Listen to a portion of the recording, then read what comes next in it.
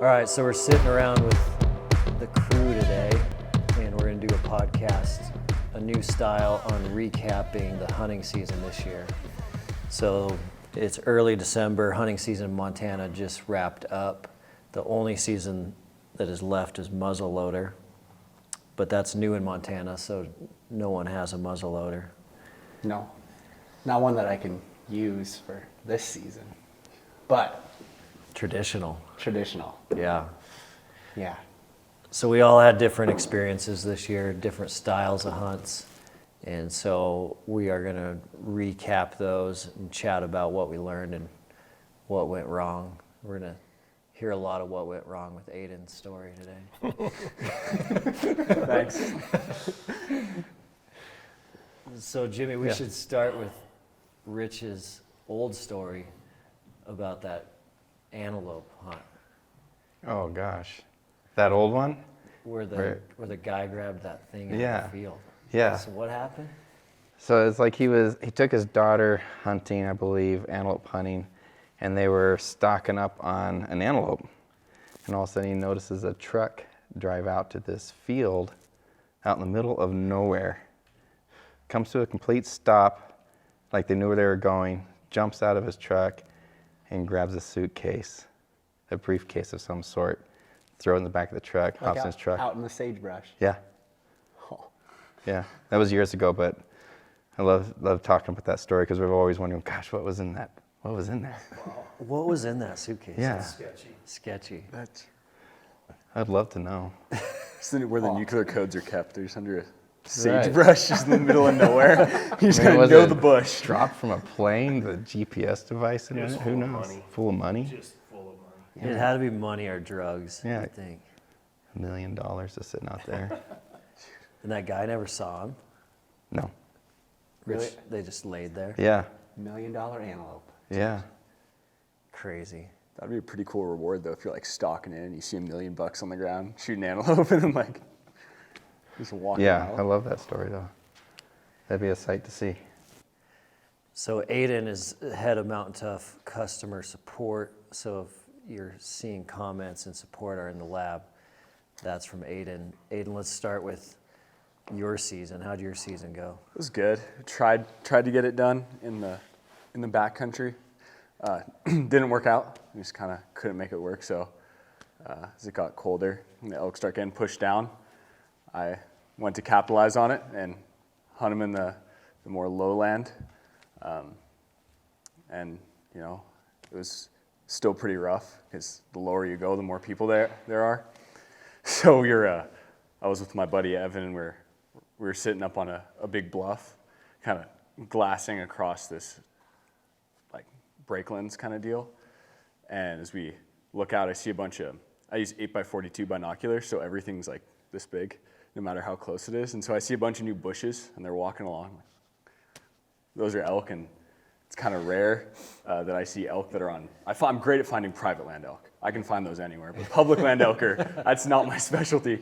So, you know, you're looking on the maps, and like, that just might be public, like 3 miles away. We bomb off where we're on this bluff and take off towards where the elk are up on this kind of other side, and there's a river in between the two of us, which at the time wasn't really concerning to me because I just there were elk there. I didn't care about the river. So we go down and confirm that the elk are on public, and there's a few cows working across, like kind of side hilling across. And they're, you know, from where we're standing on one side of the river, they're maybe 600 yards away. Like, too easy. It's too easy. So I had waders in my car, so I throw on my waders, and buddy throws in his waders, and we just walk right across the river, no problem. Just, you know, easy as can be, get across, you know, do some crawling, messing around, work into, you know, about 350 yards from the cow, range it. This is my shot. So just get set, shoot, one shot, cow's down, just straight away. We're beyond stoked because that was the first elk I'd ever shot. So just cloud nine. Go up there, and it's, you know, like 45 minutes before dark, And that also hasn't factored into my thought that I just crossed a river 45 minutes before dark. And also the spot's kind of landlocked by private on the other side, so I have to cross back over the river if I want to get out.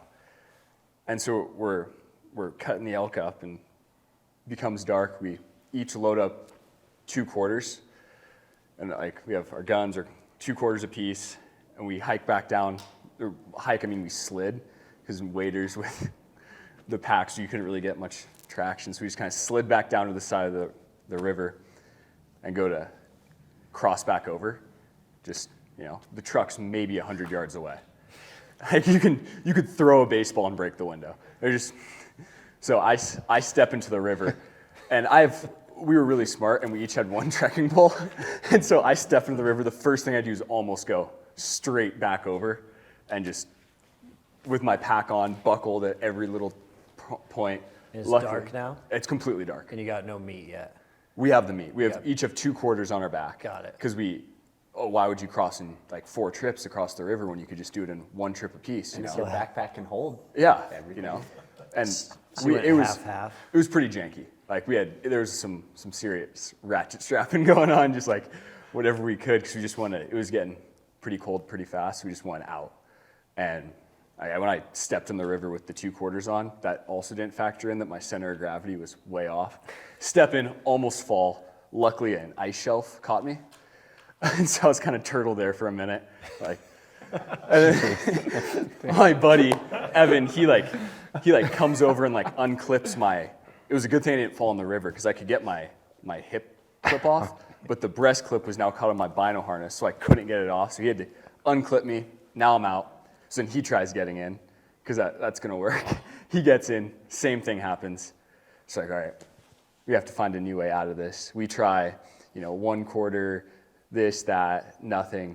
Just nothing will work. We're like, could we stay below? In Montana, you can go underneath the high water mark, and it's public land. We're like, could we go hike way up or down river and get to a point where we could get out and then walk back in to where the truck is? And just everything's not working.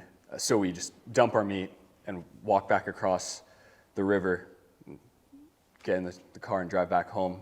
It's going to be negative 17 overnight, so the meat's fine. It was cold. It was nice and chilly. I was getting pretty cold. That was like the coldest weekend we had, I think. It was fun though. It was good. The meat was frozen solid when I got in the morning, so it was good. But as I was driving home, I was trying to think of how to get the meat out. It's like too easy. One of my roommates has an inflatable paddleboard from Costco. And so I call my roommate. I'm like, hey, I need your paddleboard. I need to pack out an elk in the morning. What? And it was a great idea at the time, Jim. Paddle out an elk in the morning. I was going to float it. So I was going to put the elk on there, and then I was going to strap my pack to the paddleboard and attach rope to my pack, and then just drag it across the river with me. When did you call Weston? This is the next. Weston was my last call. Got it. I finally got smart. So I go back the next morning. My car had a flat tire, and then the battery died. So now I'm in a buddy's truck, because he's not home, taking a roommate's paddleboard to go get it, cross the river with the paddleboard, load it immediately. The second I have 2 quarters on the board, get it in the water, it just goes. It can't handle the weight. It's flipping, going under. I'm trying to drag it out, fight with that. And now I have a paddleboard with all this meat sitting on one side of the river. The truck's still 100 yards across the other side. And I try a couple variants of that. Nothing's working. So I find a 1 bar cell. I call Weston. He just answers the phone. What'd you kill? Just immediately. And I'm like, dude, I shot a cow last night, and I need your help. And he's like, okay, what do you need? I'm like, I need a boat. And I just hear it go silent on the other end for a second. And I don't know what you were thinking. I'm like, Aidan calls at noon. It's right at noon. And yeah, I'm like, I'm excited. He probably shot something. But when he's like, I'm on the other side of the river with a paddleboard and I need a boat to get the meat across, automatically I'm factoring in, this is going to take 4 hours, just to get there and get back. And my raft's all torn down. So I'm like, I can't, who do I know? I called a buddy because I know he has his raft in his garage. And I'm like, can I borrow your raft? He's like, what for? Well, my coworker has an elk and we need to get it from the other side of the river. I also called a buddy that was closer to that area that guides down there because I thought maybe he had a raft and I wouldn't have to like haul one all the way from town. But I talked to him and he was like, are you kidding me? You can't row across. Like there's so many rocks, like you'll get swept down current, like it's all iced up. He went on and on about like why I shouldn't go do it. And then it got me second guessing. I'm like, man, maybe I shouldn't go do this. Like, does Aidan really know what situation he's in? No. No idea. But I'm like, yep, Aidan, I got you. We'll be over. So I loaded up with my youngest son, got the raft, drove all the way over. Like 2 hours. Yeah, over. yeah. Like found Aidan, followed him to where we could put the raft in, and I like look at it and I'm like, yeah, we'll be okay. The raft, it is all iced up. So we just launched the raft right out, across the ice, into the river. I'm back rowing and like a big old gust of wind just hits the boat and I'm just like, oh shoot, like I'm rowing really hard now. I'm like, we cannot go too far downriver because if we go too far downriver, we can't get back. And that means then we have to float the boat further, figure out the shuttle and all that kind of stuff. So I'm like rowing as hard as I can. I'm like, Aidan, jump out as soon as we hit the other bank. He jumps out, grabs the boat, and we just put a rope on it and we just did Lewis and Clark style back up the opposite bank. Like I just, wrapped it around. Aidan's pulling. We're just moving it up. Like, I don't know how Lewis and Clark expedition did it, but we went like 100 yards probably. It was a hard 100 yards. Yeah, loaded all of his elk meat up into the boat, rode right back over, put the boat on the trailer, done. I was like, turned around and drove all the way back. From the paddleboard? I grabbed the paddleboard. Yeah. Paddleboard safe and sound in the garage. Was good. I just had to like wash the blood and stuff off. Jimmy and I were coming home from our hunt and I got a text from Aidan and it said, cow down, got a flat tire, looking for a car. It was like said nothing about a paddleboard or a boat. I'm like, Aidan, call me in the morning. We would have just gone and got it. I honestly thought the paddleboard would work. In my mind, I was like, I'm 200 pounds. Like 2 elk quarters, they 200 pounds or however much it's gonna weigh. You put that on there, it'll float. Like if I can float on it, it can float on it. But the ice and it just being dead weight. It was very lucky Weston answered the phone. Oh, and it was easily the coldest weekend. It was cold. So that was a cold weekend. You take a swim in that river and the outcome is not good. No. At all. I was very grateful. Yeah. For Weston answering the phone because I don't know what I was gonna do next. Oh man, Jimmy, you've had some fun hunts this year. Yeah. You've been on a lot. Been on a lot of hunts. I didn't even shoot anything this year. I just been on moose hunts, elk hunts, and 2 awesome deer hunts. You've been packing a lot of meat. Packing meat this year, yeah. Lunges. Yeah, my buddy killed a big bull moose, called me up while we were here at work. Yeah. All of a sudden I get a call, he's like, got a moose down, we need some help. So I scooped up Aidan here, and that was a funny story because I just got done doing 880 lunges. For real. I just got done, I was like, I got that's over. I'm done for the day. Got a moose down in a nasty hole. I'm like, oh crap. So I grabbed Aidan and we go pick up Tyler. We bust up there and we hike down to that bull moose, and it's a big bull, and we get it all quartered up and we throw a hind quarter in that pack, and I started to make my way up that hill and my legs were just like rubber bands. I mean, don't do 880 lunges before you go pack out a moose. Not a good idea. Oh man. But yeah, we had Aidan there and a couple other guys, and we got her done pretty quick. Yeah. And it was a stressful situation because what time did we get there? Like 11? We got there at like noon. We got there by the time we got to the moose. So we're around 20 miles back up in the mountains by truck, but we get there at noon, and Aidan's like, "Oh yeah, and I have to be back by 3 o'clock." And you had to be back, by 3 like 3 2 for a video. I had to go to school. I was like, well, if I miss mine, I don't know if it's, we could probably survive that, but you had to be back. Yeah. Yeah, so we're sitting there looking at a full moose, not even skinned yet, and so we got it skinned out, quartered up, and up the mountain, got back to the trucks, and we hauled ass down the mountain and got us back to work by 3. Man. Yeah. It was a good day for you to have nice shocks. Yeah. Yeah. That would have we been bombed down that hill. a painful ride otherwise.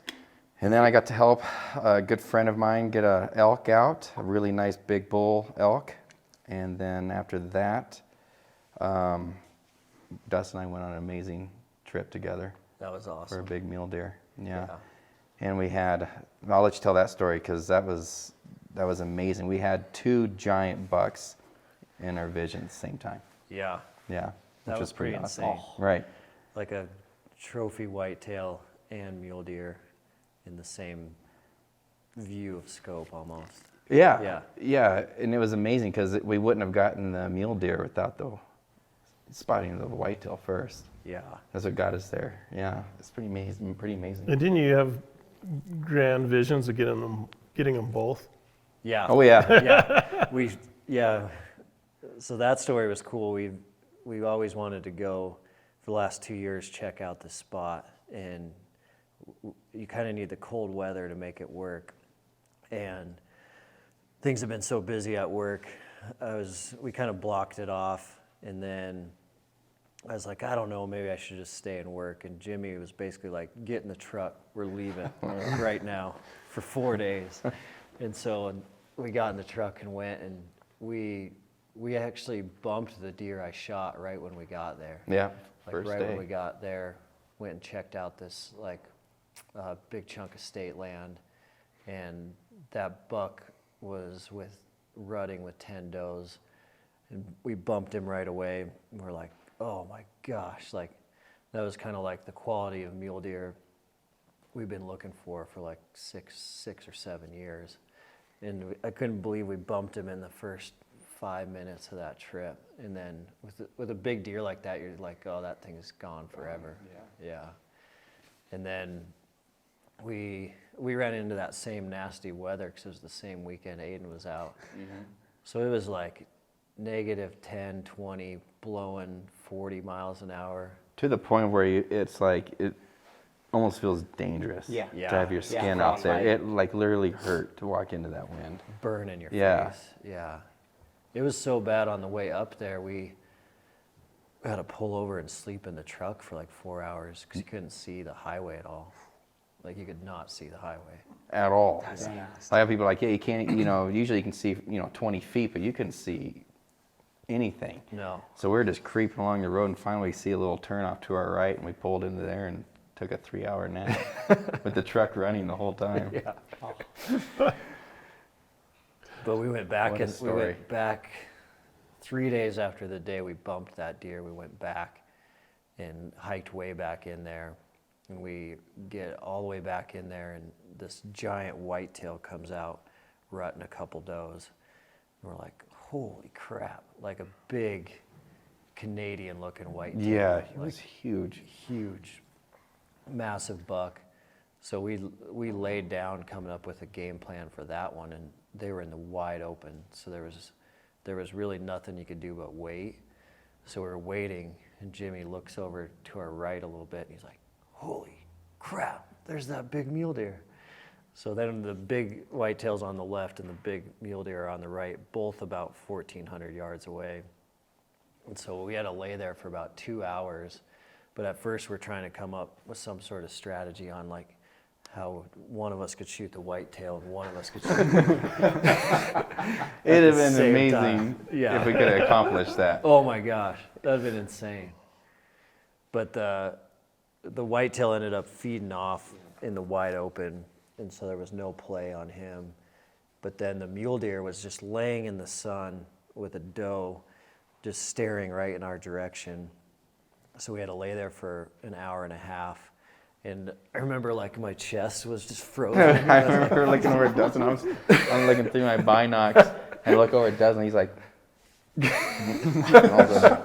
Just got the shivers so bad. Oh, I could not stop shaking. Because he couldn't get up. He was literally staring. I don't think he saw us. No, but He literally was staring right at us. I'm like, dude, is he looking at me or not? Yeah. So we didn't move. We lay there so long, you melted the snow under us. Oh, I yeah. was laying in mud. Yeah. Like your chest couldn't take it any longer, Yeah. so you'd go to your back, and then my back started shaking. Then you just keep alternating. Yeah. Then finally he got up and then fed in the draw right behind us, or right behind him at 1,400 yards away. But it was perfect. It was the only draw, and it was the only draw out there. So we knew it was game on and just started cruising over there. And my favorite part of the story is Jimmy and I never once communicated about who was going to shoot this deer. We just knew one of us was going to. And so we're sneaking up on the draw, and we get close. So we're about 200 yards, and we know that this buck is in this draw. Because the closer you got, it was really obvious that there was no possible other place he could have been without us seeing him. And so we're sneaking up on the draw. Now we're at like 100 yards, and we get right up to the edge, and it's just a small draw, and that buck stands up. He's right there, right in front of me, staring at me at 80 yards. And he's got like 10 does with him. And so I kind of lift my gun, and I look over, and Jimmy's down on his bipod already. I don't know how he got down there so fast. But I was like, oh, Jimmy's going to smoke this thing. And then the buck kind of like turns and starts walking off. And I'm like, oh, Jimmy's going to smoke this thing. Jimmy's going to smoke this thing. And then he starts doing a little trot. And I was like, what the heck is going on? And then there's one little like hill, and then he's going to be gone forever. And it's like, I started seeing the hill like reduce his body size through my scope. And so I'm like, he's going to be gone forever. And like at the last second I shot, and he just went right down. And I look at Jimmy, and I was like, what the heck? And he's like, I was just waiting for you to shoot that thing the whole time. And I was like, I was waiting for you to shoot that thing. Because I was just looking at him through the scope, and I was like, hey, I'm waiting to watch this deer just crumple. And he was waiting for me to shoot, and I was waiting for him to shoot. It's pretty funny. And we almost, by waiting for each other to shoot, we almost lost that deer. Yeah. The second time. Yeah. Yeah. We would have lost him twice. It would have been crazy. Yeah, it would have been crazy. Man. That was so awesome how that played out. Yeah. Yeah, that That's was a nice deer. That was a fun hunt. Yeah, it was really nice, Nice buck. really nice buck. Fun hunt. Thanks to Jimmy. Yeah. Making me go. Jimmy making me go was the best part. Yeah, Yeah. Yeah. yeah, you were so busy. But it was good that we got you out. Yeah. That was awesome. It was a different style hunt too. It wasn't like packing into the backcountry like we normally do. So and it gets dark so early in late November. So we'd get done at like 5, go to the bar, and all the bar had was like DiGiorno pizzas. Yeah. So we ate 2 DiGiornos every night for 3 or 4 nights. It's like, what do you feel like tonight? Let's try the chicken bacon ranch DiGiorno and the 3 meat. Yeah. And then the next night, let's be a little wild. Let's go with the hamburger and sausage. Yeah. Those were good DiGiornos. They were good. Yeah. Yeah. I Yeah, they're haven't really had good. DiGiorno in a long time.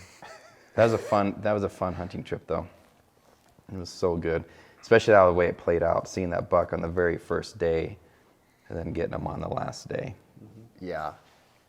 You should tell the story of helping Sherry get that bull and how you brought the little 38 special with you. Yeah. So my friend, she shoots this bull, and we get up there, myself and Greg, and we get up there. Well, by this time it's getting dark, and we don't even have a rifle with us at this point. And we know the elks hit good, but we didn't know how good. And so we get there, and it's like, anybody bring a gun? It's like, I didn't bring a gun. Did you bring a gun? No, I didn't bring a gun. So it's like, we're like, well, we got a pistol? And I was like, I got a pistol. And I reach in my console there, and I got this little 38. little, So small. little gun. tiny little revolver. I was Like the like, police used to use? yeah, Those like snub little noses? tiny snub Like a nose detective? gun. I'm like, I don't know what I'm gonna do with this. If Could I'm stick to it in your boot. chase him down, and just shoot it. I don't know what I was gonna do.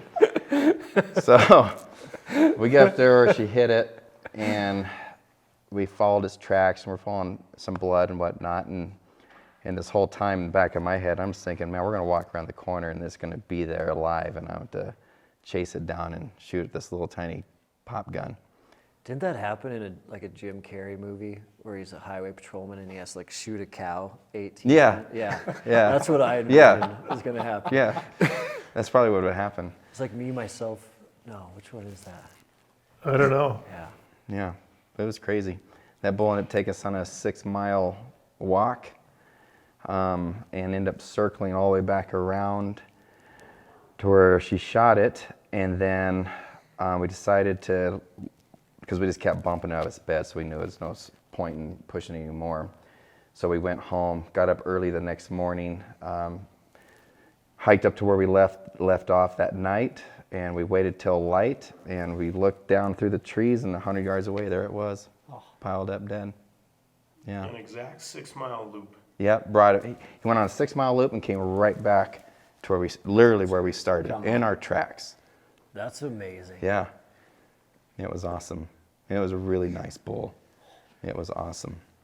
Yeah, you hear stories about him doing that all the time, but I've never seen it like that. Yeah. Perfect loop. Yeah, he did the perfect loop.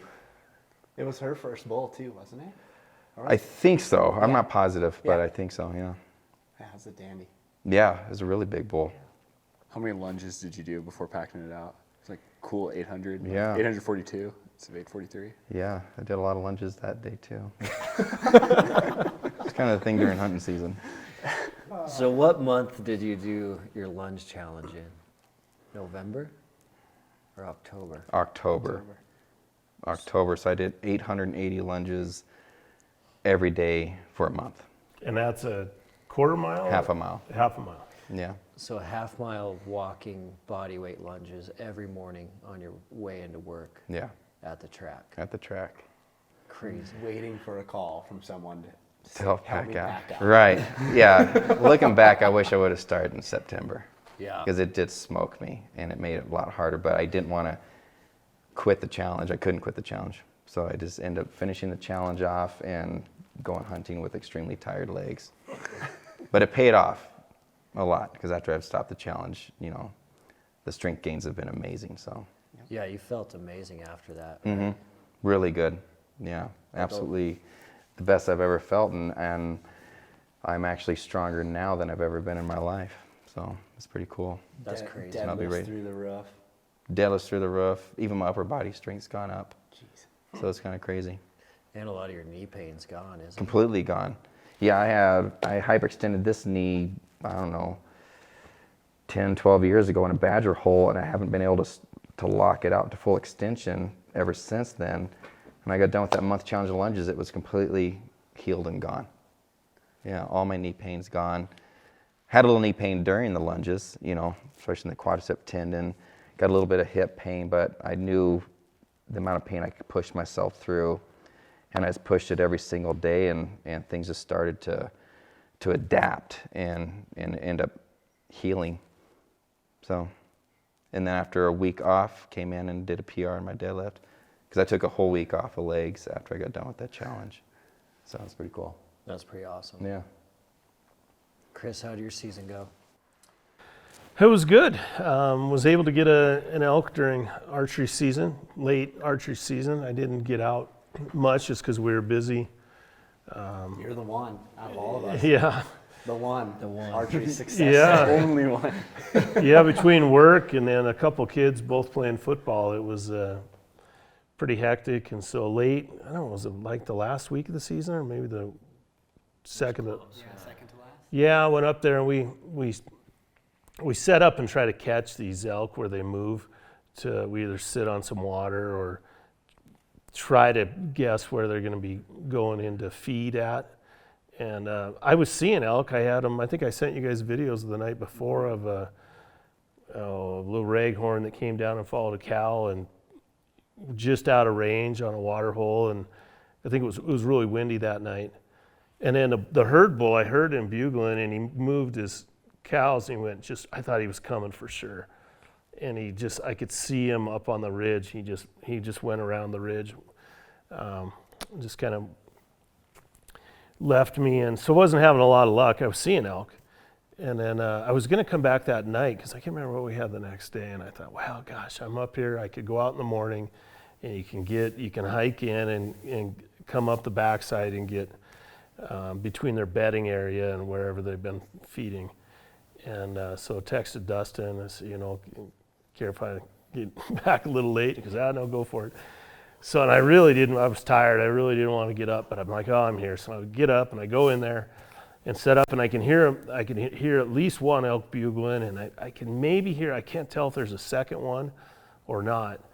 And the wind's coming right to me, so it's perfect. And every once in a while I could glance down on the flats where the elk were, and they were kind of moving to the south of me, and I thought, well, shoot, do I stay here? Do I try to move down the ridge to stay above him? But he's not bugling enough that once I lose sight of him, and I don't have sight of him very often, that I'm going to be able to know if I'm above him or not. And so I thought, well, I'll just stay here. So, because a lot of those trails, once they start coming up that ridge, angle back to the north. And I'm in kind of an area where they like to go through a lot. And so I'm waiting, and I can hear him bugling down there. And then I hear, a stick break or a rock roll down below me, and I'm like, I still got elk below me. Some elk, I don't know. And so I wait, and pretty soon I hear another stick break, and so I get ready and hear this 6-point comes up, and I got the wind to me. I don't freak out. I mean, everything that usually goes wrong didn't go wrong.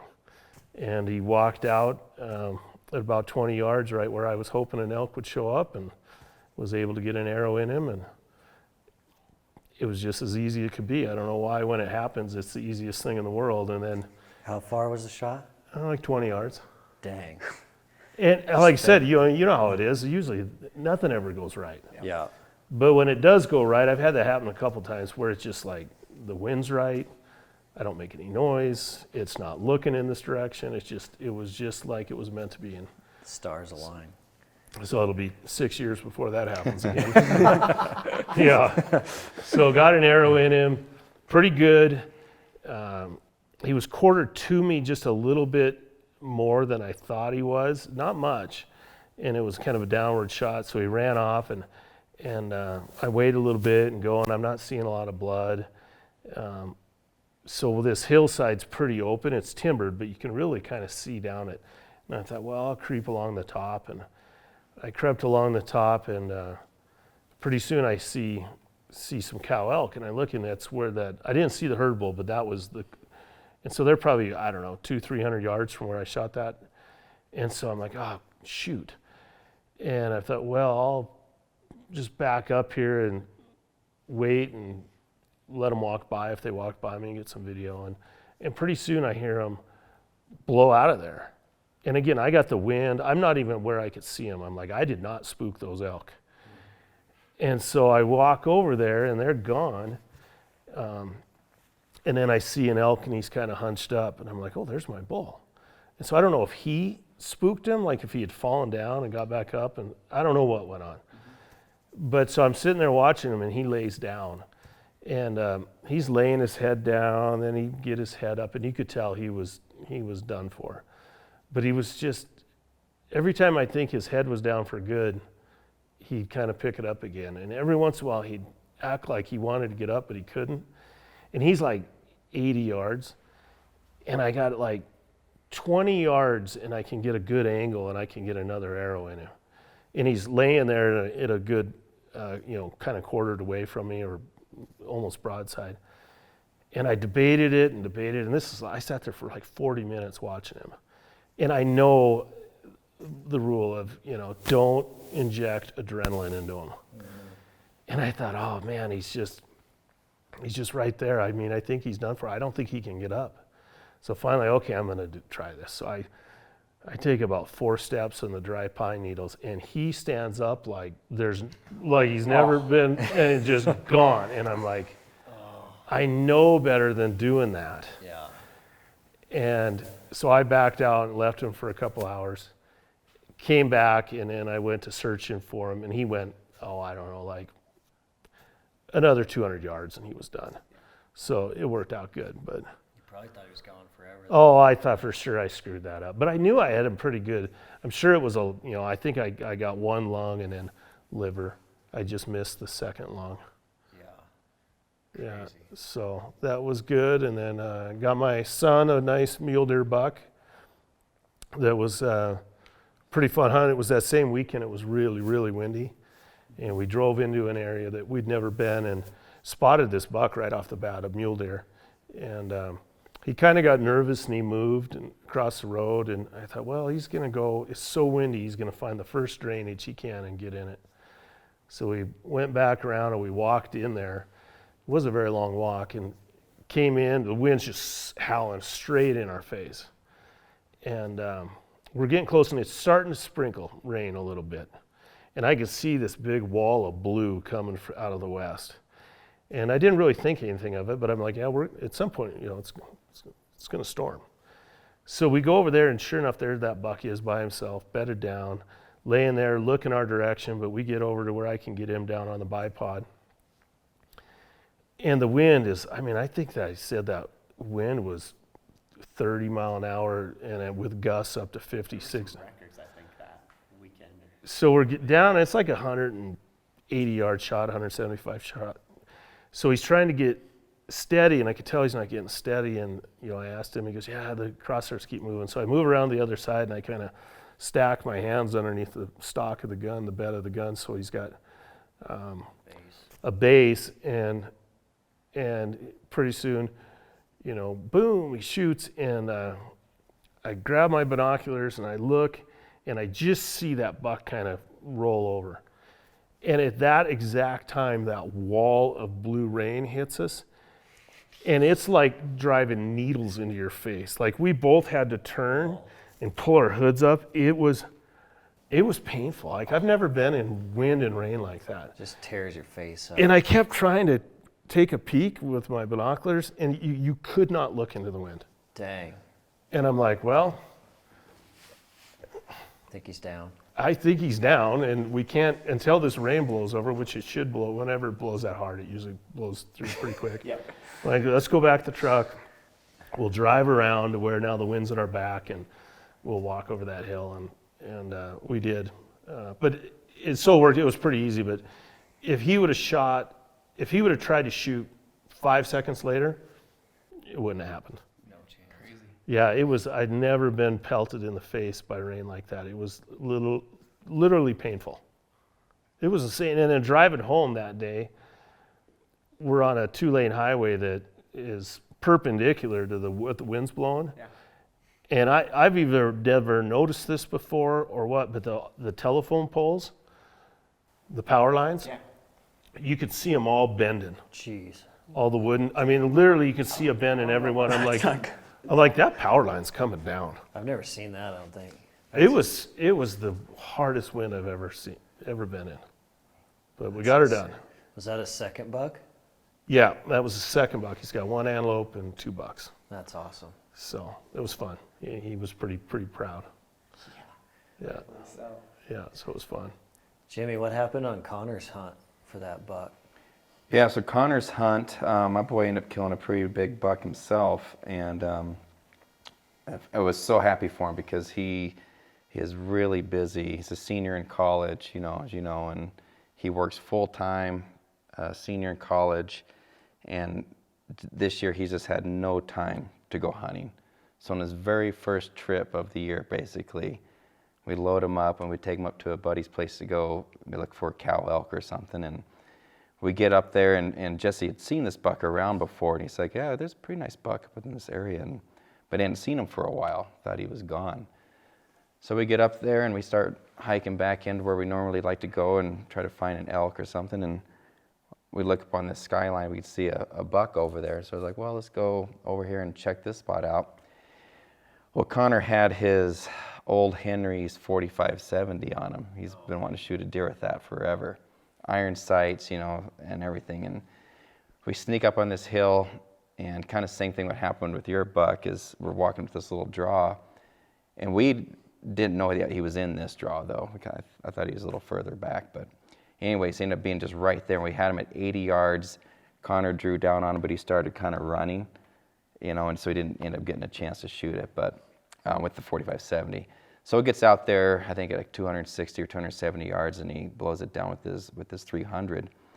But to our surprise, I mean, we knew it was a good buck, but we didn't realize it was as big as it actually was. Yeah. So it was one of the rare moments that you walk up to an animal and it actually grows. Yeah. Yeah, usually you think, dang, that was a giant deer. And you walk up to it like, all right, I'm happy. That's a nice deer. But this buck grew. We got up to it and we were like, holy crap, it was a really nice deer. That's awesome. Yeah, so one hunt and that was it. Yeah, time Yeah. constraint. Yeah, so we'll take him out a little later this season, try to get my cow still, but that was it. So it's kind of cool that it worked out for him. Yeah. I was happy for him. One year he's going to get something with that 45-70. Yeah, one of these years. Yeah, he's been trying for about 2 years now. But it's hard, Oh, yeah. You especially gotta in commit rifle to season. it, Everything's like- pretty spooky. Yeah. Yeah. And he's got to be within 100 yards of it. So Yeah. It's pretty much like a muzzle loader hunt. yeah, yeah. But he'll get one with it. Yeah. Weston, how was your season? My season was fast. Yeah. Like, it was fast all around, but the times I did get out, archery season, like the last week archery with a couple good buddies, it was awesome. Best weather you could possibly have. Aspens, like, it was just gorgeous. And so I think that was really special, because usually it's like there's maybe a day of that and then it snows or something, but it was just gorgeous.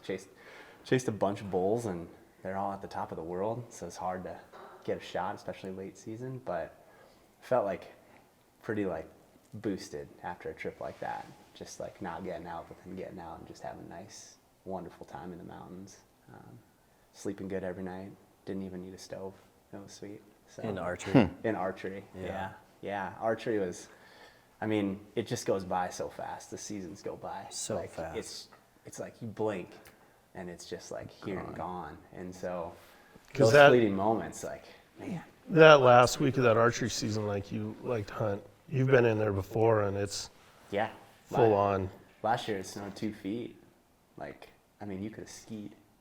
Like, it was unbelievable. That's It your was- favorite week, though, right? That's my Later than most guys. for sure. Yeah. Like, guys are sighting in their rifles, and it's an awesome time. Yeah. That's for sure. But the weather, man, that'll be the kicker. Like, most of the time, you have really, really, like, a day of nice and then cruddy weather. Yeah. Rain, snow, something. So this year was just delightful across the board. No grizzlies. It was awesome. So, That's always nice. always nice. The snow brings the grizzlies too. But Last year with your bull, the grizzlies tracks were kind of circling you, weren't they? yeah, like my bull last week archery season, I literally, like, I saw where he was. I came down a ridge, down to the bottom of a draw, and up to where there's some game trails cutting through. And I'm like, stepped right into big old fresh grizzly tracks, like big ones. And I'm like, well, he knows where he's going. I just walked right in those grizzly tracks. I literally walked out. Kris, like you're saying, when it works out perfectly, it works out. Yeah. Split like 2 little raghorns. Like, I know I shouldn't pass up any elk, but there's a good one right back there, and the only way out for him in these aspens is like to like turn and walk back out. And I walked those grizzly tracks, stood right in them. Those raghorns kind of meandered off, and that bull, sure thing, he turned, walked straight out in front of me. It's snowing. I'm in Oh, grizzly man. tracks, and I'm just like, Oh, Nice. I'm like, That is I didn't awesome. even like, I drew back to stop him, and I knew like he's gonna look at me like, what in the world? Like, especially with the snowstorm. Yeah. it was awesome. But it's nice not to have snow too. I'm like, I'm out there just all by myself with the grizzlies and shoot a bull in the evening. That's a restless night sleep. That's Yeah. for sure. Yeah, I'll bet. To get it out the next day. But But yeah. October this year was so nice. It was gorgeous. Like Yeah. we had the best fall. It was really sweet. So, but it's busy. I'm like, we got work and kids and activities, and it's like it just goes by fast. So, You got the But kids yeah. out hunting. yeah, my son got a second deer, same weekend that you and Ava went, which was awesome. First deer. Yeah, like got the second, like a real, couple days youth hunt. Took the family, beautiful weather, just camped. It was perfect too. I'm like, just those sort of memories are really priceless when it comes down to it. Put the work in, and he shot one. I had to pack it back, like it was a ways back. He loaded up, and his little stone glacier. I should get him a bigger one for Christmas. So I'm like, that thing, the Avail is not meant for that much weight. Yeah. So he You probably maxed needs a it out. bigger one. Yeah, it comes down to it. But yeah, just super special. I'm like, when it comes down to it, super special to get out there with the kids. And it's like Ava's hunt. Yeah. Ava's hunt was, Oh man, shoot. Ava's hunt was so fun. Hunting with kids is like the coolest thing. I think for me, hunting with kids kind of like rejuvenates that hunting passion in you that like you have when you're a kid. Yeah. Just seeing like how excited they get Yeah. and stuff. It's awesome. Yeah. A guy I was talking to last week, he was like, you ever do like a rite of passage? And I was like, I hadn't really thought about it, but some people, like, it's become a little bit more popular to do that with your kids when they turn 14 or whatever. And I'm like, hunting's kind of a rite of passage. Yeah. Like, honestly. For like, sure. To take something's life and all the buildup and all the work that goes into it, it's a pretty big deal. I was like, that is kind of our It's fun to version of a rite of watch. passage. Yeah. You know, you get them out there with what I've noticed, you get them out there with a firearm. And when you're at home, you're like, I can't trust this kid with anything. Yeah. And you get them out there with a firearm, and I mean, they really show their responsibility and that they listen. And it's just so much fun to watch that. And you're like, yeah, that's pretty, this kid does listen, you know, and they're safe, and, you know, everything that they learn in hunter safety. And then, they go to shoot an animal, and you're like, I wonder how this is going to go, because it's, you know, A lot of pressure. a lot of pressure, and if you miss, and if you do get something, you know, it can be pretty emotional, depending, and so it's pretty cool to watch those kids. It's so much fun. Like you said, if that's all I could do, I would be fine with it. Oh man. Yeah. I definitely saw on Ava's hunt, I felt like it was like driving out for that trip. She was a kid, and like driving home from that trip, she was a little more than a kid. Like she grew up real fast that weekend. It's scary too. Yeah. But it's But I really think it cool. is that like rite of passage stuff. Yeah. The pressure and the responsibility, taking something's life, Yeah. getting it Yeah. off the mountain. And then having the meals, all Yeah. the meals, the jerky, Yeah, stuff's so good. Oh, She man. brought it in here. yeah, she was pretty Oh my proud. gosh. Yeah. Ate that in like I like that story too. is 20 minutes. Dustin brings in this jerky. He just goes, Ava, and I made some jerky. I was like, well, yeah, what kind of jerky? What'd you tell me it was? Like, I said pepper. I it's was like, he's yeah. like, oh, it's hot pepper jerky. I'm like, oh, okay, I'll try it. I was like, man, like this is the best, sweetest, yummiest pepper jerky I've ever had in my life. Jimmy's like, it's so sweet, you can't even taste the pepper at all. I was like, I can't taste no Love pepper. I love this stuff. This is great. And Ava comes into the gym a couple hours later. I was like, man, that was good jerky. I was like, was that pepper jerky? And she's like, no, it was honey barbecue. So it's kind of funny. You had to almost be there for that, appreciate that story, but it's kind of funny because the whole time I was thinking, man, this is the best, sweetest pepper jerky I've ever had in my life. Yeah, you're like, I love how sweet it is and not peppery. best. Yeah. Yeah. Weston, how was the hunt with Nate? Oh, the hunt with Nate was like, he should not be filming. He should be. No, he should be out here. Yeah. I had like 4 days to hunt rifle this year, just with life and everything in the schedule, and I was like, 3 of those days I took, and I'd be a much more successful hunter if I didn't walk so much, but I do love walking. Like, I'm like, I'll just go cover country, but we had this big storm like land on us, and I'm like, this is gonna be all time. Like this, I've got 4 days, like good quality days, fresh snow. I'll cut a bull track. I'll walk them down. And it was cold too. And it was cold, really cold. Yeah, I'm like, it was perfect conditions. And you know, you pick your spot, the spot that you go to and that consistently produces. And I did day 1, my big loop, some cows, raghorns, no good bulls. Day 2, I did my big loop, some cows, couple raghorns, no big bulls.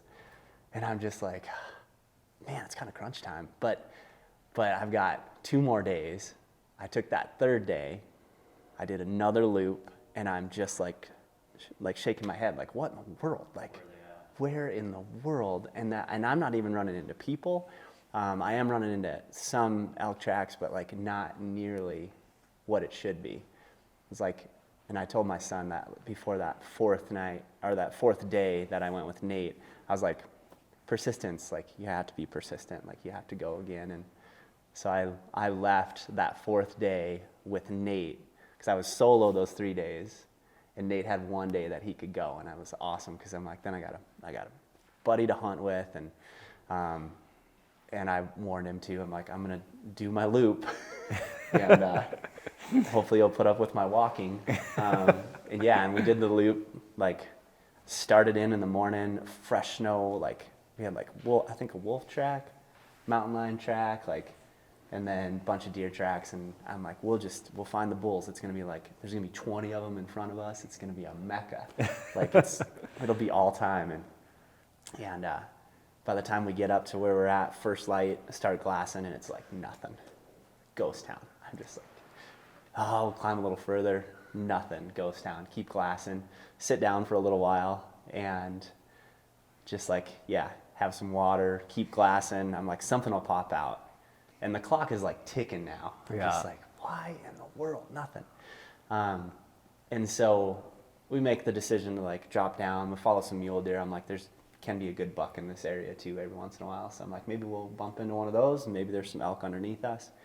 And we wander down, cut all the way back out, about to where you could say like, we're gonna leave for the day. And we cut some fresh elk tracks, and I like look at Nate, and he's like, you wanna go after him? And I was like, yeah, you're speaking my language. I do. I actually want to follow these elk tracks. I know we're never gonna find anything, but we'll see some cool country. And so we walk on these elk tracks all the way back in, and quite a ways, and never catch up to him, which I'm like, I know you'll probably never catch up to him. And we turn and walk back out all the way to that place. There's a little saddle, and it's like, yeah, maybe we'll just call it. Maybe this will be the day. We'll make our way out. Maybe we'll find something on the way out. And all of a sudden, Nate and I hear this voice, and we're like, man, somebody's yelling at us. Like, and then we look, and there's a guy like down in the saddle, and he's like, hey, kind of loud. And I'm like, you're always startled when you see people, because I've been going through this and I haven't really seen anybody the whole time, 3 days. And we go down to him and we start talking with him, and he's like, you guys see any mule deer? I'm like, yeah, we saw a bunch of does and like a couple little bucks, but no shooters. He's like, well, I'm looking for a mule deer. I already notched my elk tag. And he showed us then a picture of the bull that he notched his elk tag on Thursday, which I'm like, Oh man. just a beauty, a monster bull. Like, yeah, this guy's, get to talking to him a little bit more. He's from Minnesota. Kind of hear his story, and we're like, yeah, if you go back there, like, you'll probably get a good chance at a buck, I'm sure. And about the time we're about to leave, we had talked with him enough. He's like, you guys want to shoot a bull? I was like, I'd love to shoot a bull. Like, Do you think this guy was even real, or was he like elk Jesus? He's like kind of like elk Jesus. Like, he just showed up and like out of nowhere and hollers at us. And he's like, well, I didn't have my cow call, so I couldn't, cow call to you. So I just figured I'd yell at you. Crazy. And but we were about to leave, but like that interaction with him, by the end of it, he was like, yeah, if you guys want to shoot a bull, I bedded one down. And Nate and I are just like, that'd be awesome. Like, and he's like, well, I'll show you where he is. We're like, really? Like, you'll show us? Like, no one does this. No one in the hunting world, like, it just Not doesn't Montana, happen that no. often. And he's like, well, we go out across this little edge and across the valley, like a long ways. He's like, he's over there. I bedded him down. And we're like, really? Like, Could you see there's him about, yet? you can't see him at all. Like, he's Oh, like, but man. he's over there. He's 5x6. Like, he's a nice bull. But he had a picture on his phone that he took through his binos. And so he had the bull on it, and we didn't know, like, what the bull, like, if he was still going to be there or anything. But, and we couldn't see him. But I'm pretty sure we could get close to where he was. So I took a picture of his picture. We left, said thank you very much, and Nate and I bombed off. And I'm like, Nate, you ready to sweat? And he's like, yep. And it's awesome because I know Nate have no problem. Like, we'll just go. We'll beeline to it. It took us like I don't know, hour and a half or something to get up, put the binos up. There's that bull. laying there. Crazy. No way. Like, I'm like, no way. It was like 400 yards. And I'm like, I'd like to get a little bit closer. I'm like, I shoot a 30-06. Like, I should school. shoot something. Yeah, I'm old school. I walk a lot, but but I'm just like, I want to get closer, Nate. So we make our way up underneath this bull, and it's like cross canyon shot. Get to like 320, but then you can't see him because he's down in a little depression. And so I'm like, that's a long shot for me. And I'm like, we'll go back down. We've got like 387, like across to him. And I'm like, all right. I did a couple dry fires, set up, pretty good rest. And I'm like, all right, Nate. Nate was sitting back, and he had cameras and a cell phone, I think, a camera in his lap. And it was awesome because we catch it on film. And I shoot, and I hit that bull, and he gets up. And I just, like, right away, I'm like ringing in my ears. My brother-in-law is like, don't stop shooting. He always says, don't stop shooting until they're done. And I was like, he's up. And so I shot a few more times. And that bull then piled up. Nate's like, he's down. He looked like a snowplow. Just, I was like, oh, I'm so thankful. Like, because it's like a lot of pressure too to go and try to get one. It's my last day to hunt. Yeah. So yeah, we make our way down, make way up to it. There's that bull laying there. And I'm like, Nate, we're not very far from the truck. Yeah. He's like, really? I'm like, no, we're not like that far, honestly. And it's like 4, I think, or so. And I have a call with backcountry hunters and anglers. Their Armed Forces initiative at 6. And I'm like, maybe we can do it. And like, I can do it from my buddy's house. And anyway, I in-reach Dustin. And I'm like, Dustin, we got a bull. You think you could do this call? And so Dustin saved us on the call. We cut the elk up and got it all packed down, took one load down, came back up, got the second load. We were all done by 7 o'clock. I mean, we were loaded heavy, and I'm super thankful to Nate too. I'm like, he's so strong. Like, we got that sucker out of there by 7 o'clock, all said and done. I was like, That's when insane. the stars align, I'm like, I'll get to cutting. And we just knocked it out big time. So the really cool thing though was when we got done at 7, that guy who we ran into, he had mentioned in like the conversation where he was. And so we were like, we got to go find him. So we drove back around, and we found where he was camping, and went and ended up having dinner with him and a guy who was camped next to him. And it was just awesome. It was That's like awesome. this Yeah. huge like that's hunting. Like, Yeah. just this really, really cool, unique, like, opportunity. And that guy he was like, I was so pumped for you. I knew you hit him, like, on that first one. He's like, I was standing on the opposite ridge with my hands in the air just cheering for you. And he's like, I knew he was a good bull. Like, just like, That's the crazy. stoke factor was high. And really, really nice people, and extended the community. And, like, for me, I'm like, those guys will be buddies for a long time, too, in the future. That like-minded community. Yeah, just really driven, hardworking. These guys both were out for, the one guy's out for 3 weeks total. That was his leave, and just like hunting, which was really cool. It was a cool experience, and to get to do that, and then harvest a bull. The funny thing is that Sunday that Aidan called me, I was gonna have it my bull all cut up and like done in the freezer. But Aidan called me, so it had to wait a little bit longer. I was like, yep, yeah, we can wait. We'll go get Aidan's and not wait on mine. So. Then Nate got a bull a few days later. Yeah, Nate, I'm like, shoot, it's like karma when it comes around too. It's like Nate went out, he shot a bull. Yeah, like 3 days later? Yeah. He just comes into work. He's like, I shot one this morning. I'm like, are you kidding me? I walked for 4 days. Yeah. That's my favorite part Sneaky. of Nate's stories. Like on a Friday, I'll be like, you going out this weekend, man? He's like, no, I don't really hunt like the other guys. No, I don't. And then he comes in one day, and just there's a giant bull sitting in his truck, just real casual, no mention, no photo, just He's efficient. very. Yeah. Very. Yeah, Man, hunting season's so fun. So much adventure. it's a blast. It goes fast. It's just like when you're out there and you get a chance to just like sit and just like, I'm here. Oh, there's nothing like it. Yeah. Yeah, I think just getting out and all those random adventures that happen on every trip is like 90% of it. You just never know what's going to happen. We need to get some Mountain Tough muzzle loaders and take advantage of that new season. That new season's cool. Yeah. It'll be fun. Be different. It would be a lot different, yeah. Well, awesome. Thanks, guys. Yeah. Aidan, you can close us out. Every time, We're done? every time